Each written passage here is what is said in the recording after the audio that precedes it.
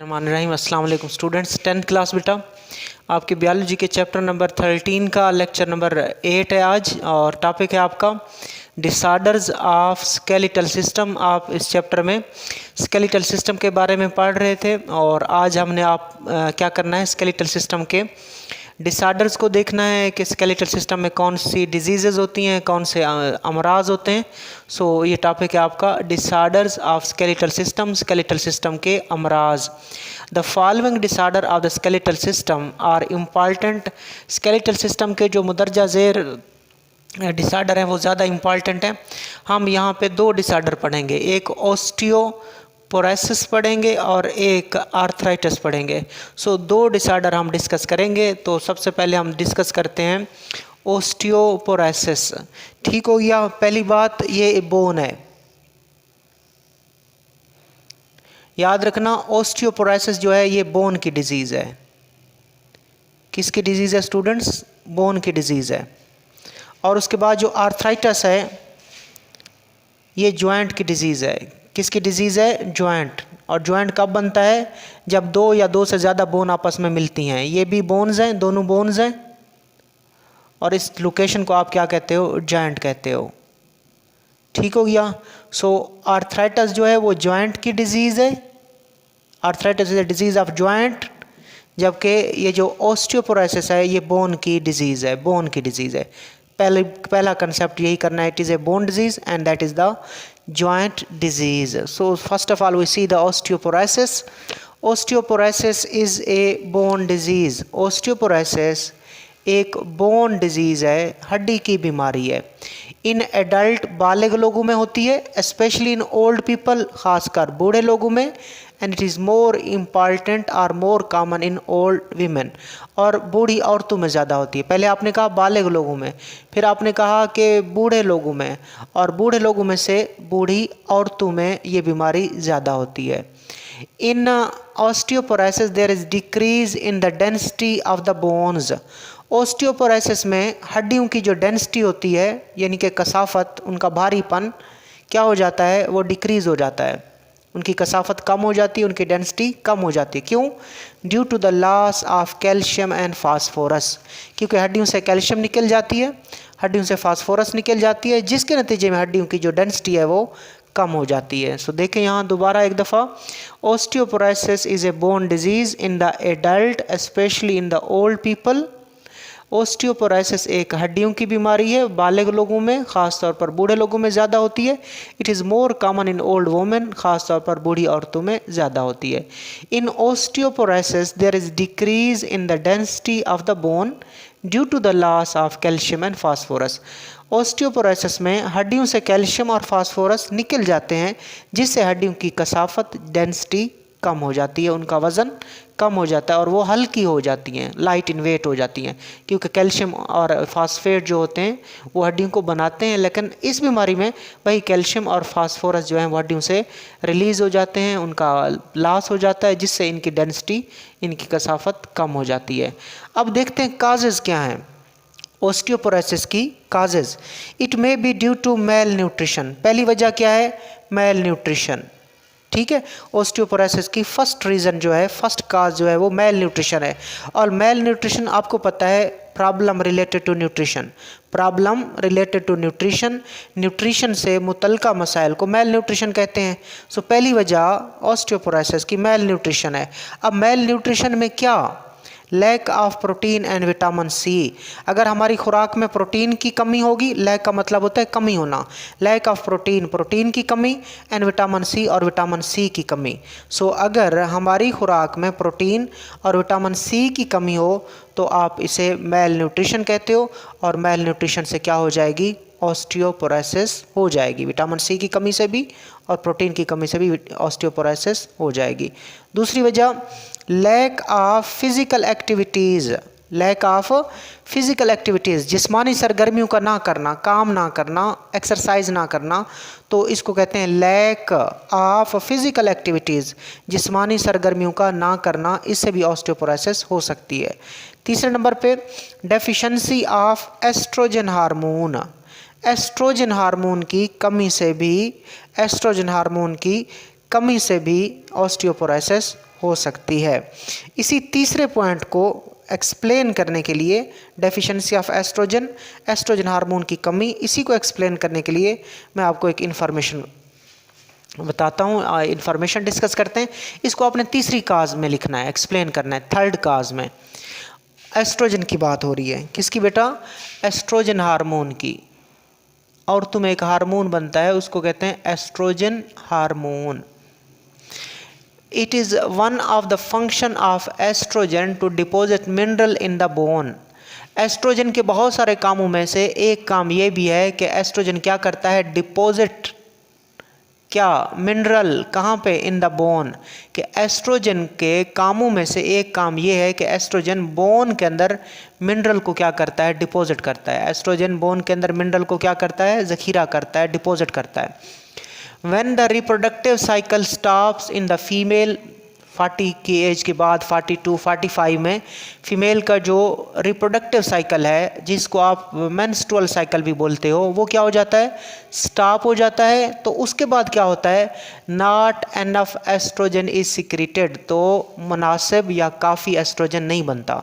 देखिए मैं दोबारा बता देता हूँ, ये एस्ट्रोजन जो है ये बोन के अंदर क्या करता है? मिनरल को डिपॉजिट करता है। ये एस्ट्रोजन हार्मोन मिनरल्स को क्या करता है? बोन में डिपॉजिट करता है।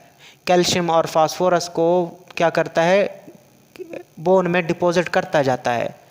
सो अगर एस्ट्रोजन नहीं होगा, सपोज अगर एस्ट्रोजन नहीं होगा या एस्ट्रोजन कम होगा, तो ये फिर मिनरल को बोन में डिपॉजिट नहीं कर पाएगा।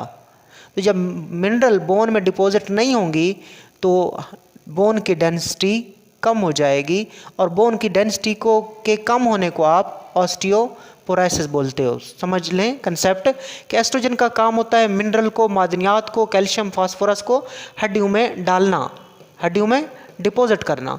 अब एस्ट्रोजन डिक्रीज हो चुका है। कब डिक्रीज होता है? जब फीमेल का रिप्रोडक्टिव साइकिल स्टॉप होता है। ठीक है, वो 45 पे हो सकता है, वो 40 के बाद हो सकता है, 48, 50 तक भी वो रिप्रोडक्टिव साइकिल स्टॉप हो जाता है। उसके बाद ये कम हो जाता है।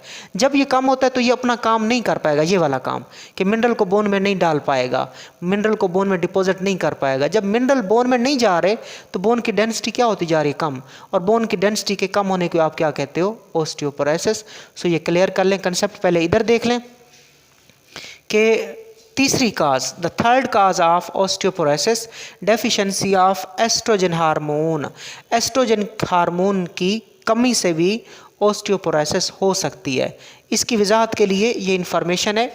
It is one of the function of estrogen to deposit mineral in the bone.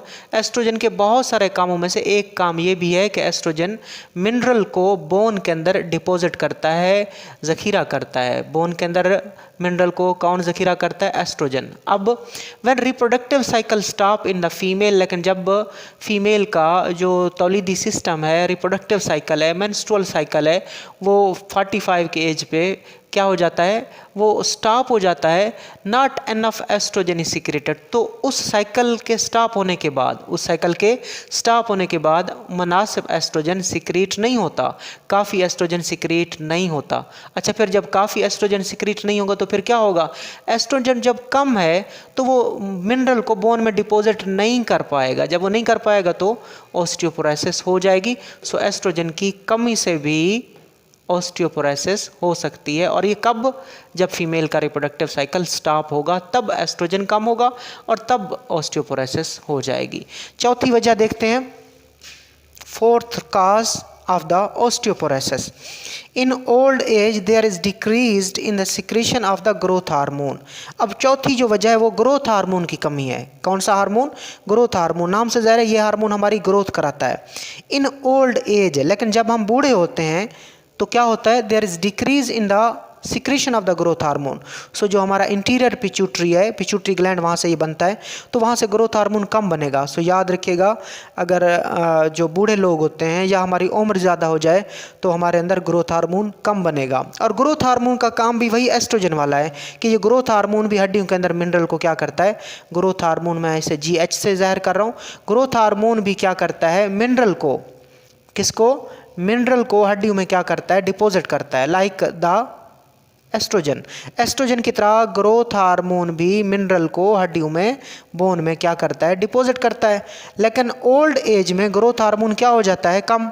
किसमें, ओल्ड एज में। ओल्ड एज, बुढ़ापा हो गया है तो ग्रोथ हार्मोन कम हो जाएगा। जब ग्रोथ हार्मोन कम होगा तो मिनरल की बोन के अंदर डिपोजिशन भी कम होगी, और जिसके नतीजे में बोन की डेंसिटी भी क्या हो जाएगी, कम।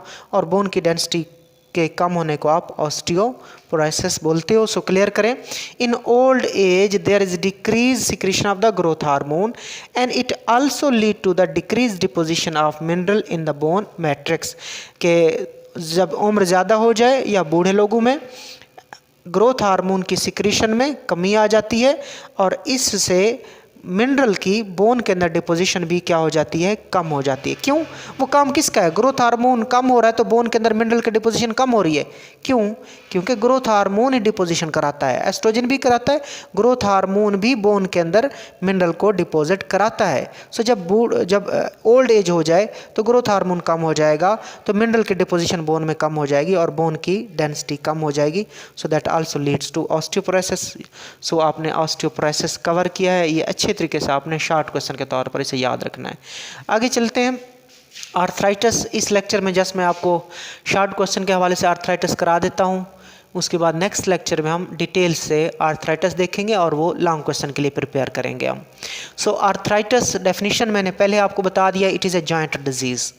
आर्थराइटिस क्या है, जॉइंट डिजीज़ है, जोड़ों की बीमारी है। ओके, अब तारीफ क्या है, डेफिनेशन क्या है, इन्फ्लेमेशन इन द जॉइंट्स। ये तीन वर्ड्स हैं, इन्फ्लेमेशन इन जॉइंट्स, जॉइंट्स में होने वाली इन्फ्लेमेशन को, जॉइंट्स में होने वाली सोजिश को आर्थराइटिस कहा जाता है। जॉइंट्स में होने वाली इन्फ्लेमेशन को, जॉइंट्स में होने वाली सोजिश को क्या कहा जाता है, आर्थराइटिस कहा जाता है। अब ये जॉइंट क्या होता है, joint is a place where 2 or more bone make contact with each other. Joint वो जगह होती है जहाँ पर 2 या 2 से ज़्यादा हड्डी आपस में मिलती हैं, उसको जॉइंट कहते हैं। और जॉइंट में होने वाली इन्फ्लेमेशन को आप आर्थराइटिस कहते हो। It is also very common in old age and in old women. ये भी बूढ़े लोगों में कॉमन है और ख़ास तौर पर बूढ़ी औरतों में कॉमन है। अब अलामात क्या होती हैं आर्थराइटिस की, जब जोड़ों में सोजिश हो जाए तो क्या अलामात होती हैं। पहले आपको पता है कि जब जोड़ सूजते हैं तो उनमें पेन होता है, क्या होता है, दर्द, एंड स्टिफनेस, और उनमें सख्ती आ जाती है। ठीक है, it is characterized by pain and stiffness in the joint, particularly the weight bearing joint. जोड़ों में दर्द होता है और जोड़ों में सख्ती आ जाती है। कौन से जोड़, कौन से जॉइंट, ख़ास तौर पर particularly in the weight bearing joint, ख़ास तौर पर वो जॉइंट जो हमारा वज़न बरकरार रखते हैं, हमारा वज़न बर्दाश्त करते हैं, वो कौन से हैं, hip joint and ankle joint. Hip joint and ankle joint, hip joint बोलते हैं कोले का जोड़, एंकल जॉइंट बोलते हैं टखने का जोड़। सो ये जो हिप जॉइंट है, ये जो एंकल जॉइंट है, ये हमारा वज़न क्या करते हैं, ये वज़न बर्दाश्त करते हैं। तो इन्हीं जोड़ों के अंदर क्या आ जाती है, स्टिफनेस आ जाती है और पेन। सो ये अलामात देखी आपने कहा कि जो आर्थराइटिस है इसकी खसूसियात क्या होगा, दर्द होगा और सख्ती होगी जॉइंट्स के अंदर, ख़ास तौर पर वो जॉइंट जो हमारा वज़न बर्दाश्त करते हैं, ख़ास तौर पर हिप जॉइंट और एंकल जॉइंट। अब क्या करना है, इलाज करना है। आपने क्या करना है बेटा, इलाज करना है। इलाज चूँकि अब पेन हो रहा है ना, तो पेन के लिए आप क्या यूज़ करोगे, पेन किलर, जिनको एनाल्जेसिक भी बोलते हैं, जिनको एनाल्जेसिक्स भी बोलते हैं। और इन्फ्लेमेशन हो रही है तो इन्फ्लेमेशन के लिए आप क्या यूज़ करते हो, एंटी इन्फ्लेमेटरी ड्रग्स यूज़ करते हो। तो 2 दवाइयाँ यूज़ करेंगे, एक पेन किलर यूज़ करेंगे हम और एक एंटी इन्फ्लेमेटरी मेडिसन यूज़ करेंगे। सो ये क्या होगी, ये आर्थराइटिस की ट्रीटमेंट होगी। ये क्या होगी, आर्थराइटिस की ट्रीटमेंट होगी। सो दोबारा देख लें शॉर्ट क्वेश्चन के लिए आर्थराइटिस को, inflammation in the joint is called arthritis. It is also very common in old age and in old women. Symptoms are pain and stiffness in the joint, particularly in the weight bearing joint such as hip joint and ankle joint. The treatment of the arthritis include pain killer and anti inflammatory drugs. आगे types होती हैं arthritis की, क्या होती हैं, types होती हैं, उनको हम नेक्स्ट लेक्चर में डिस्कस करेंगे। एक ऑस्टियो आर्थराइटिस होती है, एक रूमेटॉइड आर्थराइटिस होती है और एक गाउट या गंठिया की बीमारी होती है। सो ये आज आपका लेक्चर नंबर 8 था। अल्लाह हाफिज़।